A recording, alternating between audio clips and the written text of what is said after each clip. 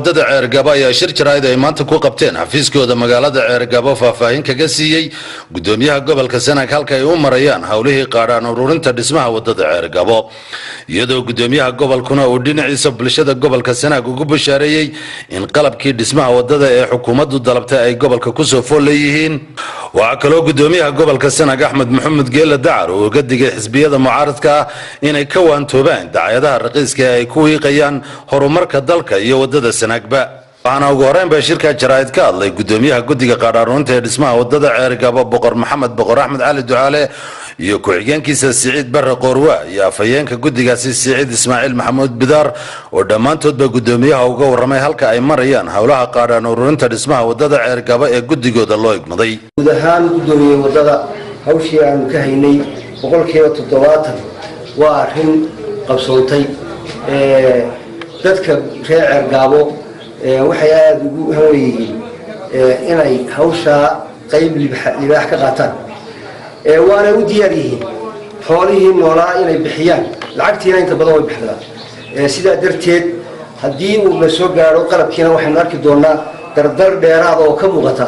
dadka reer Ceergabo waxa weeyaan hawluhu meel aad iyo aad fiican bay noo marayaan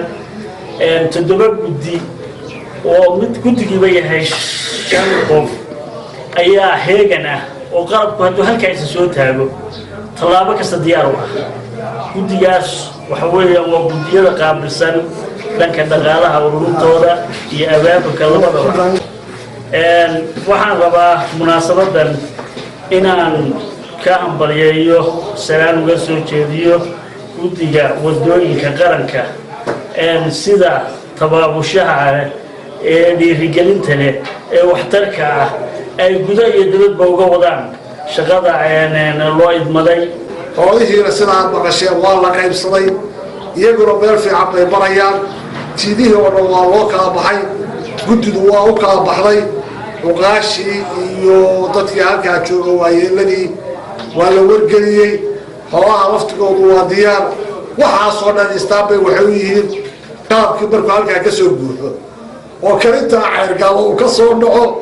markaas waxa soo dhali oo dalka soo qaadaya waxa iyaguna shirka jaraa'id ka hadlay Chief Caaqil Axmed Maxamed Xaashi Kulukulu iyo gudoomiyaha guddiga ganacsatada gobolka Sanaag Ibrahim Maxamuud Maxamed Calanle oo iyaguna halkaasi ka cadeeyay sida madaxda dhaqanka ee gobolka Sanaag iyo ganacsataduba ay diyaar ka yihiin saamigii ay kaga qayb qaadan lahaayeen dhismaha wadada Sanaag gabagabadii shirka jaraa'idna waxa ka hadlay gudoomiyaha gobolka Sanaag Axmed Maxamed Geela Dacar qalabkii waxa maanta idin balan qaadaya ama warka rasmi ah ka sheegaya inuu bixitoore labada galabnimo ku beegan yahay inuu ka soo galo qiyaado oo shaqadu markay bilaabato laga sugaya inuu heer gaabanayo gobolka Sanaag inaan ugu qaybaheeda bixino waxaan halkan fursad uga faa'iideysan lahaa nimanka mucaaradka isbiida mucaaradka ama ciidan dhaliil ka dhiganaysa mar kasta oo ay ka taagan tahay shaqooyinka qaranka ee la soo ay haday golayaan tahay iyo haday meel kale oo tahay ku rafaraya Sanaag iyo dariiqii ku rafaraya waxaan leeyahay hawshaasi walaalayaal way dhaqaaqeen wax kale ku rafto oo dadku meeraysta ma aha in xaqo oo laga dhigo beel nugula in laga dhigo dariiqii Sanaag baa wax laga sameeyaa lacagtii Sanaag baa golayaan la siiyay oo nimaqaynayna lahaa anoo ka wakiila dadka reer Ceergabo iyo dadka reer Sanaag arrimaha aad baan wax xunaysan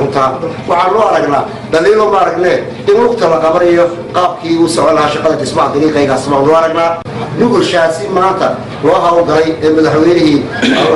Allah ka jisaysiiyay u bareeray guddigii qaranka ee dowladda si fiican u shaqeynayso guddigii gobolka ee dariiqa dhisahay ama wuxuu leeyahay ay ka maanta ay la joognataa in meel kale aad ku meeraysataan wax kale aad ku meeraysataan berito indhiyeeda istora qalabkaas soo degay wadda kala soo galay shaqadina ay bilaabmayso